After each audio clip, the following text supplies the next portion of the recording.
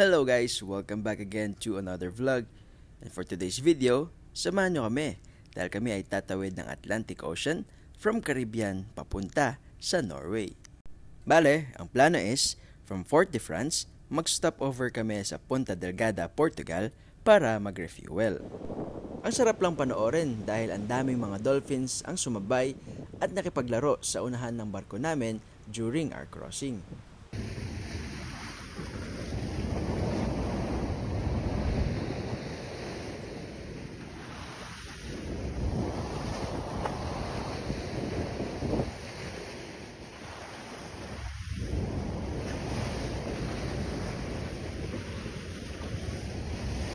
And paminsan, meron ding movie showing na ginaganap dito sa aming barko para lang sa mga crew, at tulad nitong movie ng Harry Potter.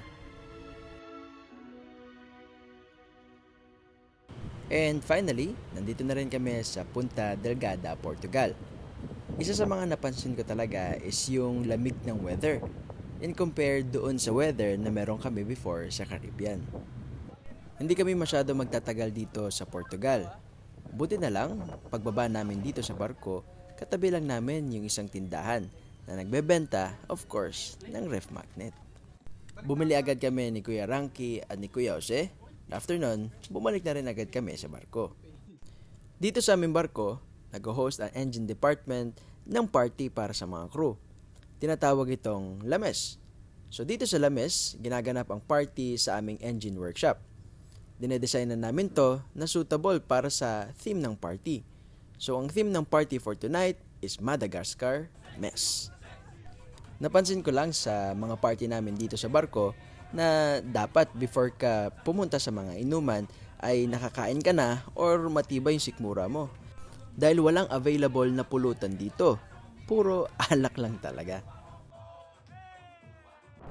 Pagbitaw namin ng Punta Delgada sa Portugal, unti-unti na naming nararamdaman ang lakas ng alon.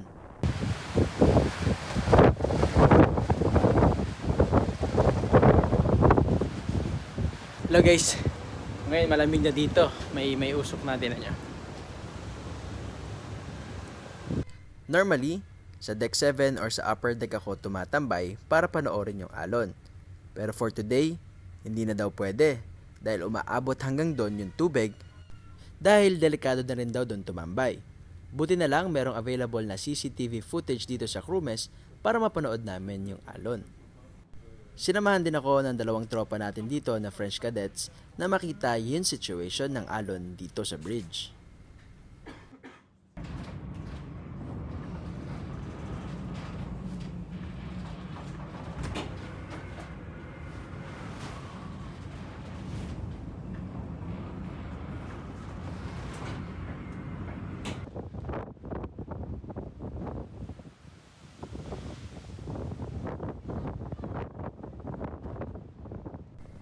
Makikita nyo sa video yung mga alon na nakakasalubong namin. Nandito na kami ngayon sa North Atlantic Ocean. Medyo maliit lang yung barko namin, kaya sobrang ramdam na ramdam talaga yung alon.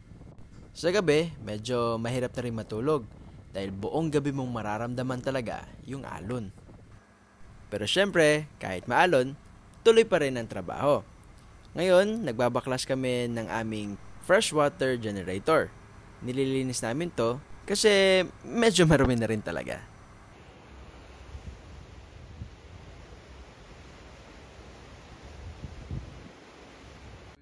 Medyo malapit na kami sa Norway and ang saya ko lang nung nakita ko yung mga bundok ng Norway na punong-puno ng yelo. First time ko lang kasing makakita ng snow in real life, kahit medyo malayo pa. Every end of the cruise, nagkakaroon talaga ng farewell gala. Dito sa farewell gala, pinapakilala yung mga crew ng barko para bigyan sila ng recognition sa service na ginawa nila.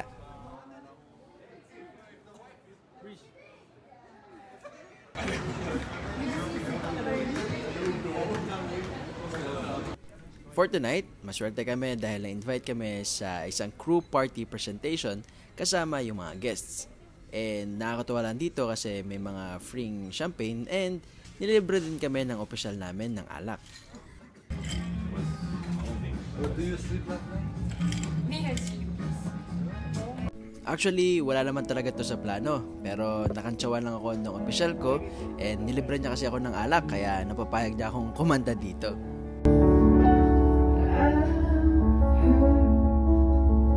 That you settled down and you found a girl and you're married now. I've heard that your dreams came true. Guess you gave it then. Never mind, I found someone like you. I wish nothing but the best for you. So don't forget me, I beg. I remember you said sometimes it lasts to love, sometimes it hurts instead. Sometimes it lasts to love, sometimes it hurts instead. Thank you very much.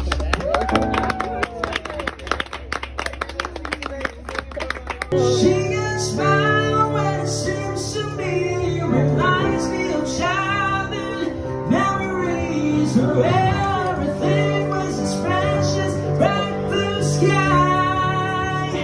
So, after kong kumanta, ay nanood na kami noong totoong show ng mga dancers dito sa main lounge. Nabigyan din ng opportunity yung mga guests namin na mag-perform with their very own talents. Et de vivre heureux pour une longue éternité.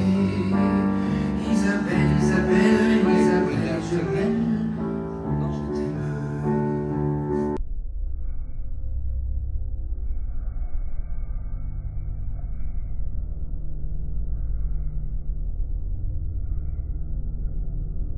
Won't let them break me down to this. I know it, there's a place for us. La vie est dure.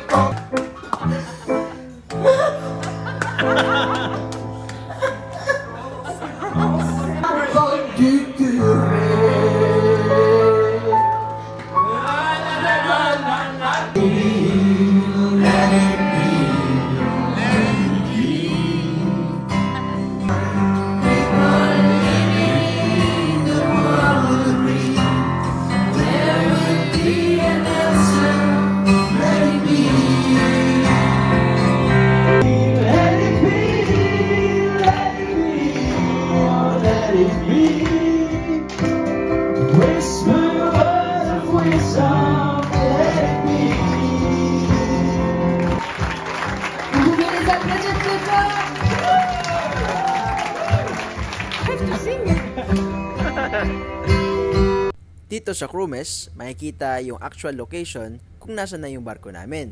And kung makikita nyo, malapit na kami sa aming destination, which is Tromsø, Norway. Finally, nandito na rin kami sa Tromsø, Norway. Napakaganda ng lugar na to, and it's my very first time na makapunta sa isang lugar na maraming snow. Kaya sobra akong excited nung nakita ko yung mga bundok na punong-puno ng snow.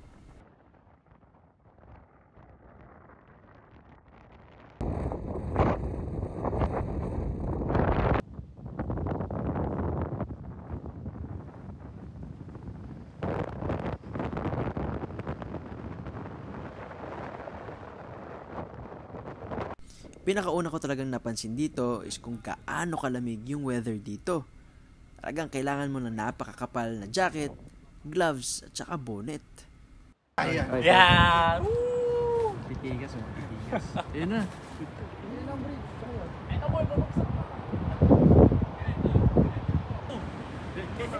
Ayun, tabutyo.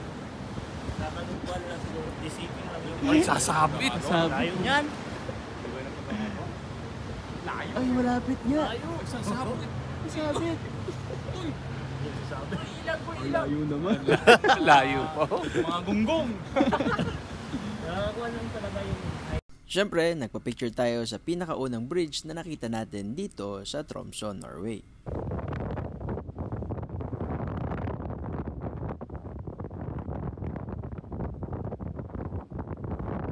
Medyo nagkaroon lang kami ng konting aberya dahil pagdating namin dito sa Tromsø, medyo mahangin. kaya naging challenging ang pagdikit namin sa port. Pero everything is all good naman dahil nakarating kami ng maayos and safe dito sa Norway. Pagdating namin dito sa Norway, nagkaroon agad kami ng fuel bunkering operation kasama ang mga makikisig kong katrabaho.